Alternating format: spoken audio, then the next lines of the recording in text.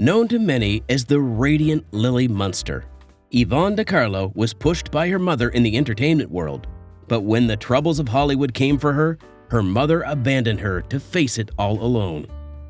Follow us through this video as we reveal rare photos and the untold truths about the life of Yvonne DiCarlo. Yvonne was born on September 1st, 1922 in Vancouver, British Columbia, Canada. The only child of her parents, her father abandoned them when she was very little. Yvonne's mother, Maria, had always dreamt of becoming a dancer, but sadly, that dream faded after she got married. Determined to keep this vision alive through her daughter, Maria would adopt extreme measures to see her wishes come true. It was even reported that during Yvonne's birth, she kept shouting, "I want a girl! It must be a girl! I want a dancer!" As it would seem, Yvonne's destiny was already decided. She was only 3 years old when her mother enrolled her in dance lessons, and when she was much older, she drove long hours with her to Los Angeles so she could participate in beauty pageants. Fortunately for her, Yvonne wouldn't disappoint. In 1940, she would finish second place in the Miss Venice Beauty Contest, and this marked the beginning of her Hollywood journey.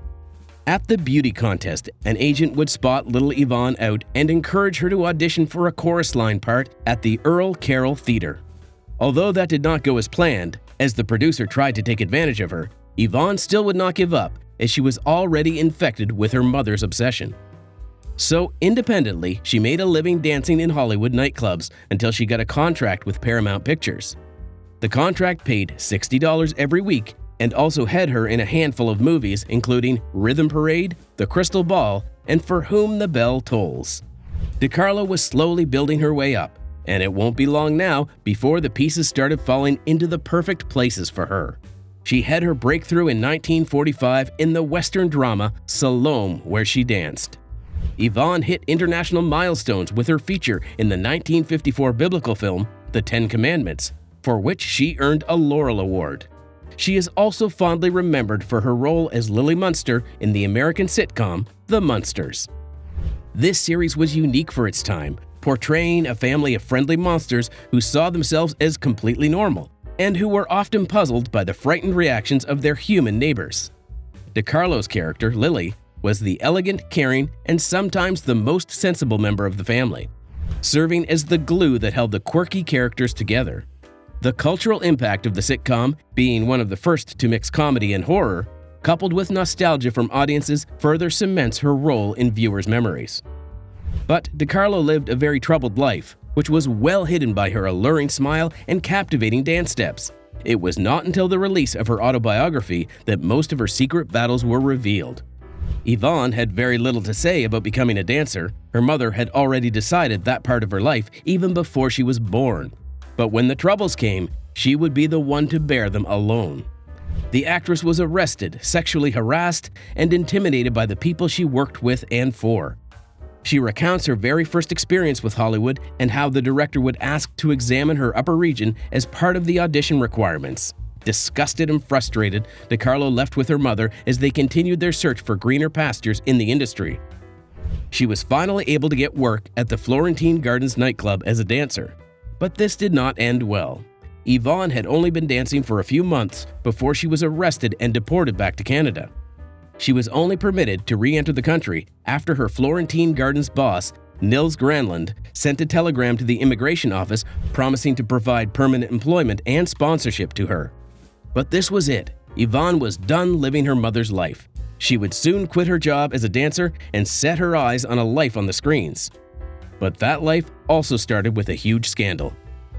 For Yvonne's breakthrough role in the 1945 Salome, where she danced, Yvonne would beat over 20,000 actresses, and this she did with dirty hands.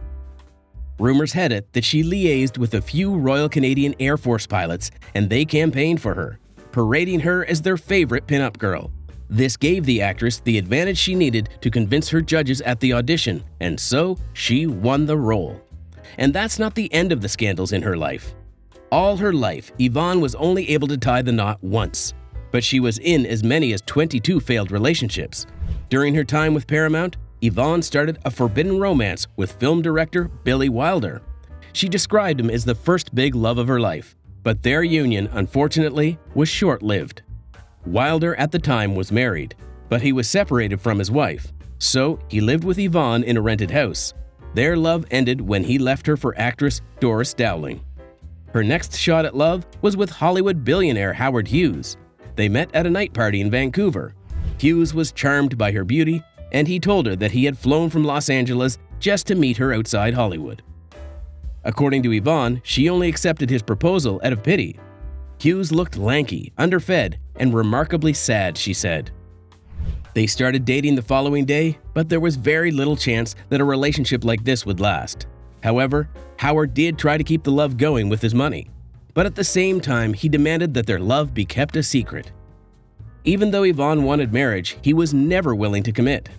This marked the end of their relationship, and she would later describe him as one of the most important loves of her life. Yvonne was also romantically involved with Robert Stack, Burt Lancaster, Jack Mahoney, and English photographer Cornell Lucas, amongst many others. Her first and only marriage was with stuntman Robert Morgan. They tied the knot in November 1955. Morgan had a son from his previous marriage, and with Yvonne, he welcomed 2 other sons.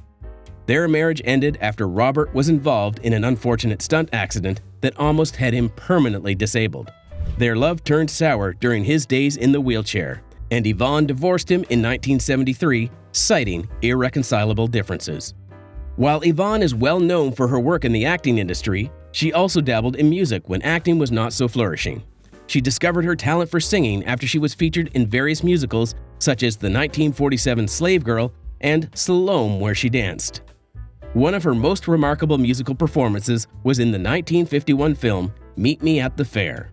DiCarlo flaunted her impressive vocals as she captivated her audience with her majestic dancing skills. In the early 50s, Yvonne recorded and released songs like The Secret of Love and I Fell in Love. Aside from the ones I have already mentioned, Yvonne had her fair share of life misfortunes besides the troubles with her love life. She also had to go through a painful miscarriage when she was engaged to Jack Mahoney, and her surgical wounds were not even fully healed when she caught Jack cheating on her. After her last marriage, Yvonne almost went bankrupt as she had used most of her money to take care of her disabled husband and 3 children. As a matter of fact, she was in debt as she signed the contract with Universal Studio for The Munsters. The 90s came with a strong wave of adversities. She lost her son Michael in 1997, and by the following year, she suffered a terrible stroke. She was admitted into a health institution, and that would be where she would spend the last 9 years of her life. In January 2007, at age 87, actress Yvonne DiCarlo lost the fight of life to heart failure. Yvonne had always been exceptional all her life. Amidst her many troubles, her ability to reinvent herself at critical stages in her career kept her relevant. In her autobiography, which she wrote in 1982, DiCarlo confessed that she had learned her lessons with love, that true love was defined by character and not by looks, as most conventional Hollywood actors were brainless. Yvonne DiCarlo might be gone, but her impact on the industry will forever be felt. To the old generation, she is our Technicolor queen, and to the new, we remember her in Munsters, and she would always be one of our favorite television vampire moms. And that's it. If you enjoyed this video, be sure to check out other videos on the end screen of beautiful actresses from the yesteryears.